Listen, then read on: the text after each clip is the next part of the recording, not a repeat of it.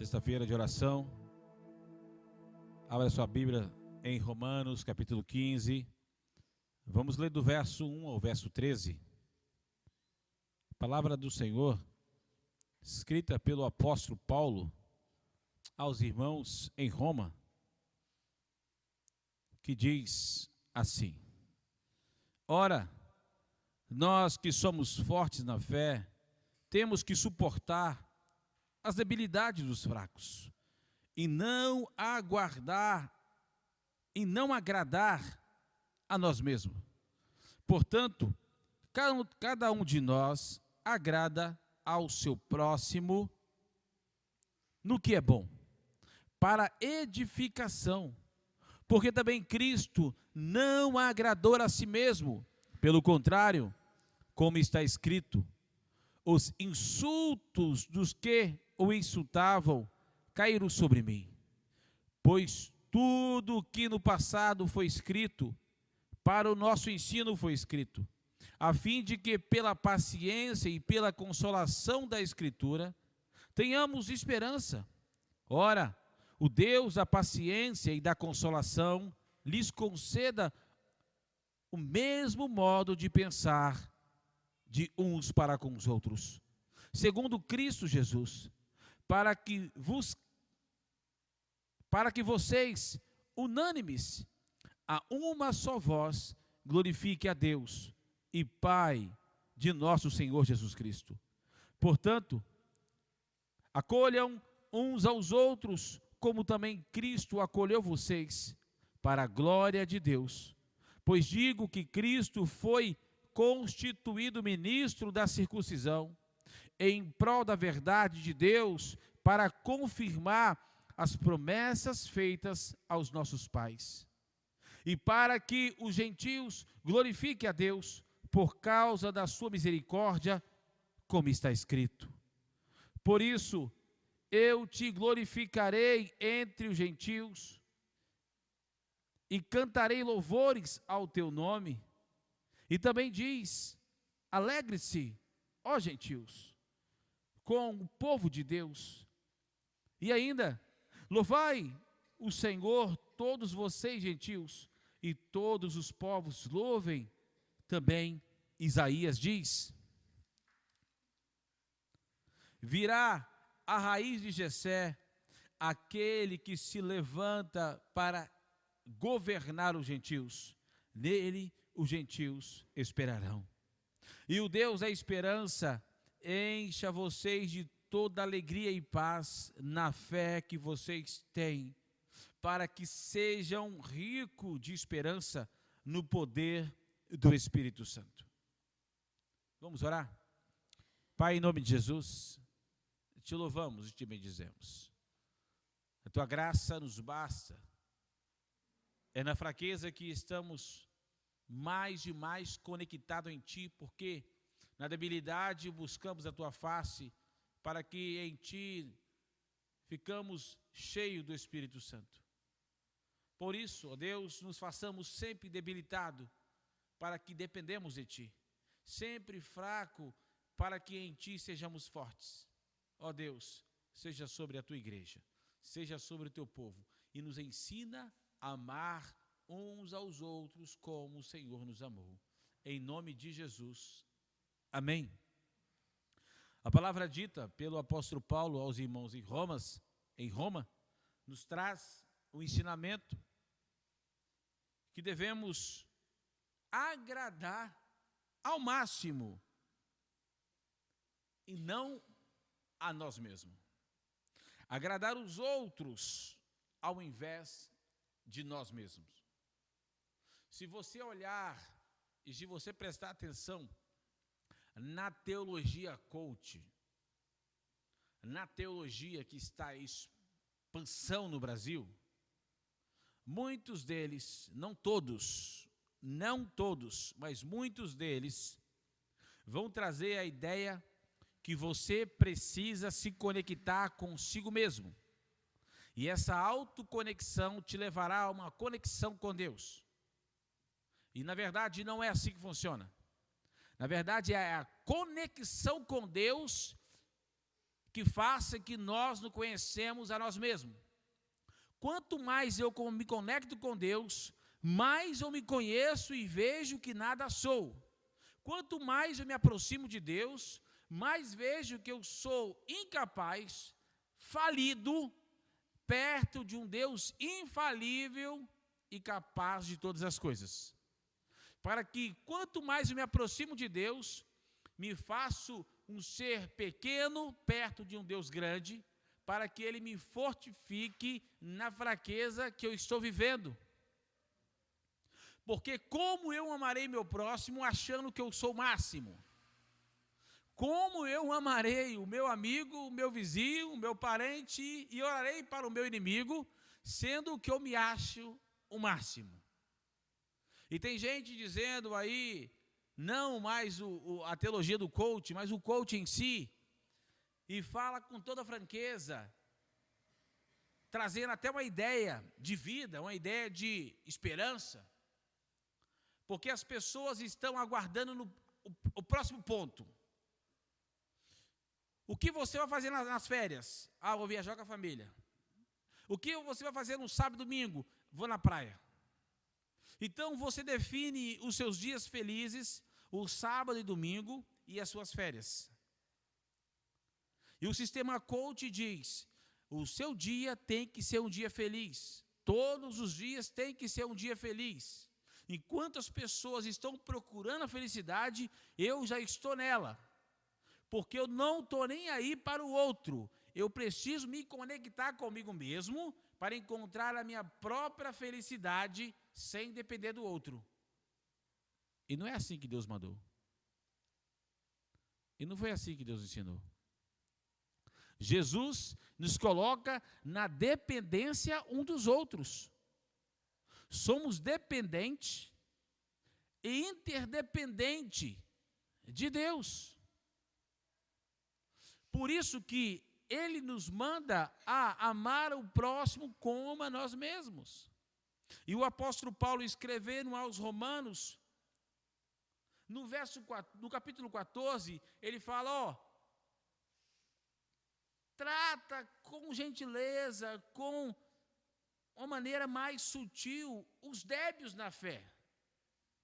Trata com mais delicadeza aqueles que são fracos na sabedoria. Estão na igreja há 13, 14, 15, 30 anos, mas ainda são débeis na fé. São fracos na fé. Por qualquer coisa pode se irritar e falar que você que foi a causa dele abandonar a fé. Existe esse. O apóstolo Paulo está dizendo, tem os débeis na fé que eu preciso acolher de uma forma que ele venha ficar bem. Eu não posso dizer para ele, você é mais que vitorioso em si mesmo. Eu tenho que dizer para ele, você é mais que vitorioso em Cristo. E se ele vier com conversas que venha desviar do foco de Cristo, eu preciso, como uma pessoa instruída e sapiente do Evangelho, a não discutir com ele a respeito de épocas, de tempos, a respeito de leis, a respeito de comidas e a respeito de religiões, para que eu não venha feri-lo na fé. Mas a grande maioria de nós, como cristãos, nós discutimos, nós brigamos. Falamos de religiões, falamos de futebol, falamos de política, falamos de comidas e brigamos. E a lógica de apóstolo Paulo é, não briga. Faça de desentendido e acolha na fé esse irmão que é fraco. E não é fácil viver esse evangelho de Cristo. Não é fácil surgir numa mídia social com um foco de luz no seu rosto e você dizendo, você é o centro de Cristo. É bonito, né? É agradável. Como diz alguns irmãos que eu conheci, quando eu entro na igreja pela primeira vez, eu gosto de ser bem recebido. Eu gosto de receber um bombom na entrada da igreja, uma bala. E sentir aquele aroma suave, aquele perfume dentro da igreja. Porque na hora que eu saio, aquele perfume que estava na igreja, aquele bombom que eu recebi, vai me conectar com os irmãos, vai me trazer uma conexão. E vai me fazer voltar naquela igreja, porque aqueles irmãos são de uma alta capacidade de pensamento, que me faz conectar com eles de uma forma sem igual. Aonde agradei, dando um serenata para ele comer na entrada da igreja, aonde ele sentiu um perfume gostoso, e na hora da oração eu peguei mirra e passei na mão dele.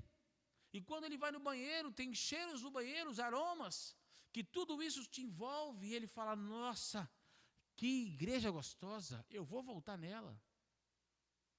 E eu disse para esse irmão, se a igreja tem tudo isso, e o que aconteceu que você não está lá?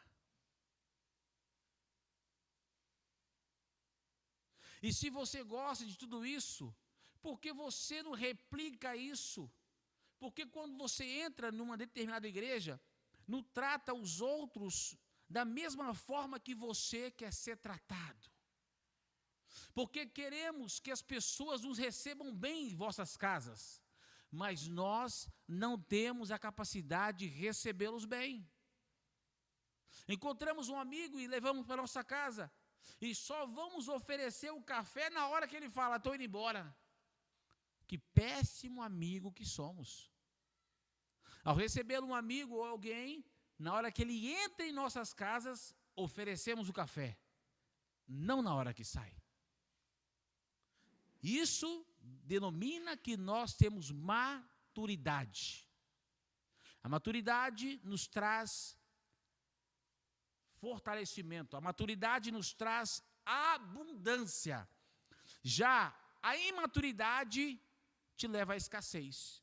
A imaturidade te diz que você ficar 1 hora a mais sentado no banco da igreja vai te causar prejuízo. A imaturidade diz, se eu ficar mais de 1 minuto depois das 9 horas, vai me trazer problema na hora de dormir. Isso é imaturidade. A maturidade nos traz recursos financeiros, filantrópicos, recursos mentais, recursos de pessoas. Porque não gastamos tempos, mas investimos o nosso tempo para que possamos ser mais hábil no falar, no ouvir, no tratar e no ser. E o apóstolo Paulo diz, ora, nós que somos fortes. Quem são os fortes? Aquele que ele estava conversando, que eram os homens que cuidavam da igreja. Ora, nós que somos fortes na fé, temos de suportar as debilidades dos fracos e não agradar a nós mesmos. E é muito simples, é muito fácil nós agradarmos a nós mesmos. Tem muito pai e muita mãe que tem filhos. Claro, é pai e mãe tem filho. Redundante. Que não quer dar o chocolate ao filho, nunca pensou em dar um chocolate ao filho, mas come o chocolate na frente do filho, sabendo que o filho vai pedir o chocolate. Se você não quer dar ao seu filho o que você está comendo, o que você está vivendo naquele momento, não o mostre. Porque se mostrar, você tem a obrigação de dar. Deus, o Pai, Ele só mostra a nós, como filho, aquilo que Ele vai nos dar. Se Ele não for nos dar, Ele não mostra. Te dou a prova. No dia anterior que eu comprei meu carro, eu sonhei que eu tinha meu carro. Deus me deu em sonho que eu tinha um carro. No outro dia, eu fui na concessionária e comprei o carro zero. Eu tinha condições de comprar o carro zero? Não. Eu tinha o nome limpo de uma forma clara, com 1000 pontos do score. Não.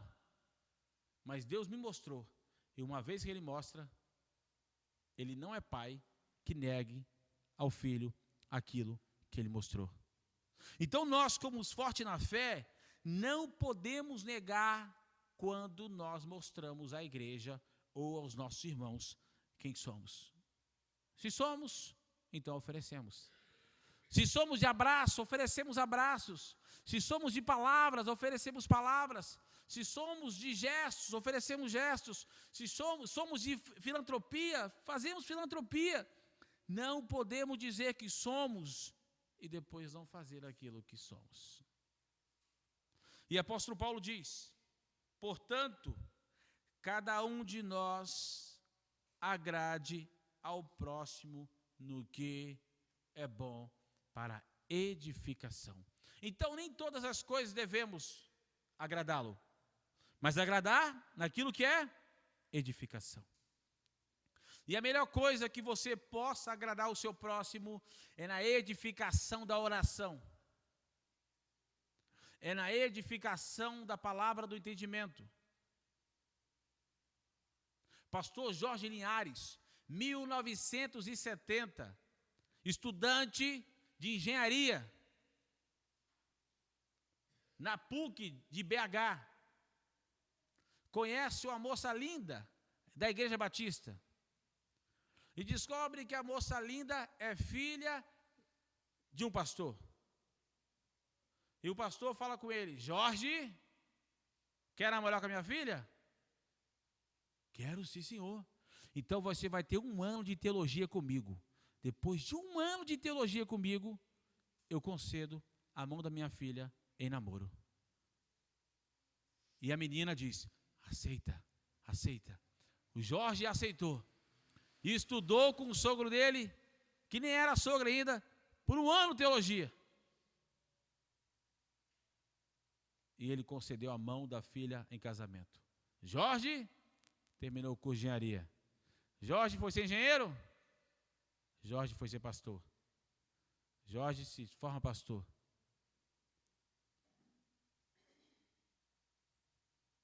Se temos para oferecer algo a alguém, oferecemos aquilo que edifica. Se não edifica a igreja, não ofereça.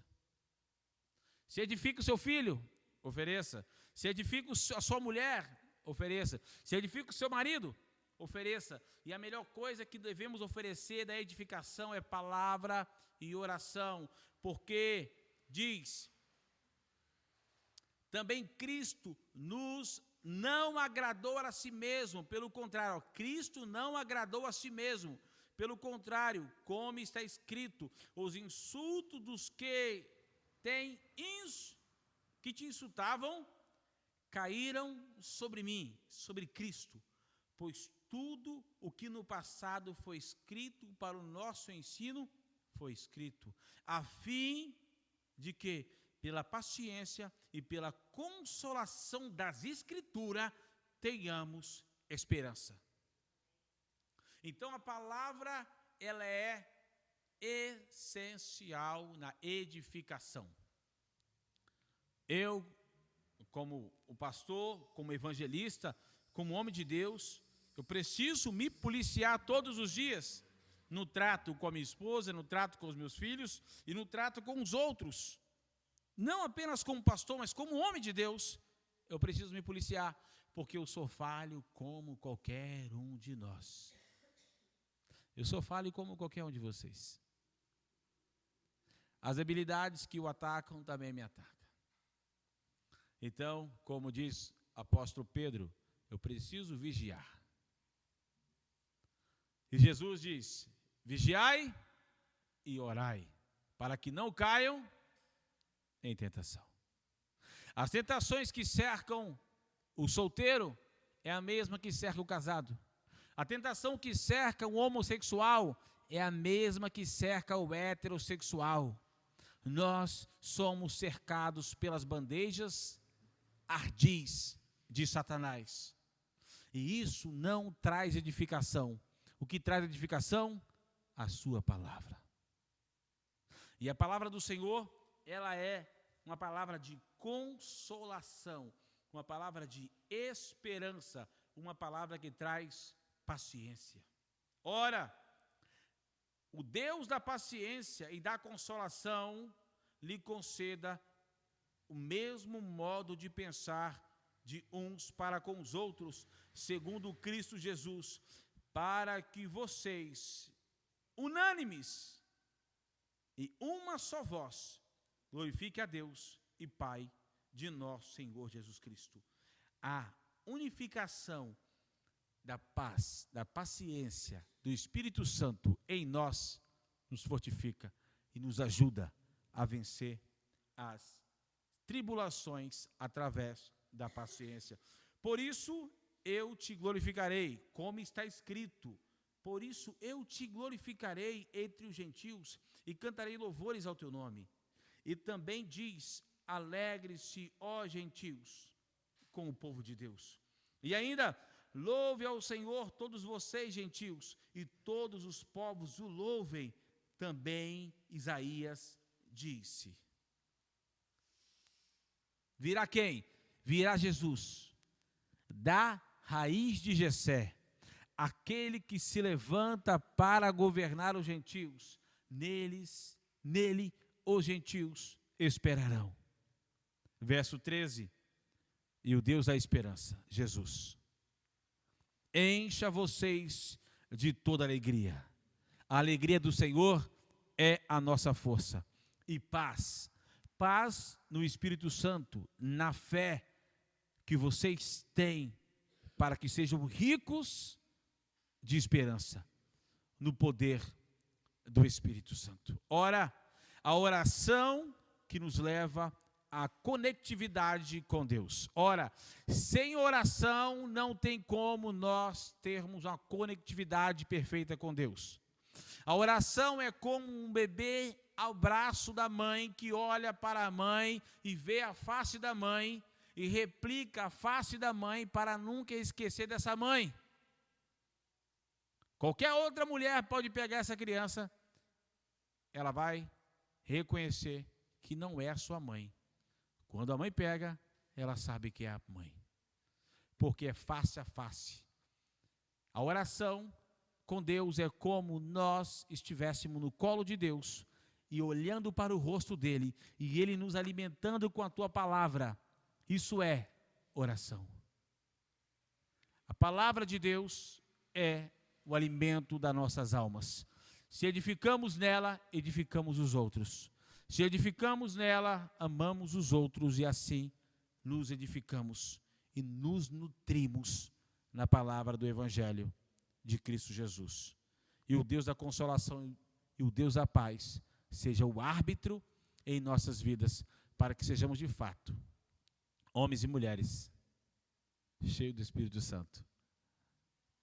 Não por causa da nossa conectividade por anseio, mas por aquele que nos chamou e nos colocou nessa posição, e chamou e nos colocou nos corações o desejo de buscar, colocou em nossos corações o desejo de estar perto, porque não escolhemos o Pai que temos, mas o Pai escolher ter-nos, e Ele nos tem. E por isso, somos gratos a Deus por sua graça e misericórdia sobre nós. Deus abençoe a todos. Vamos orar?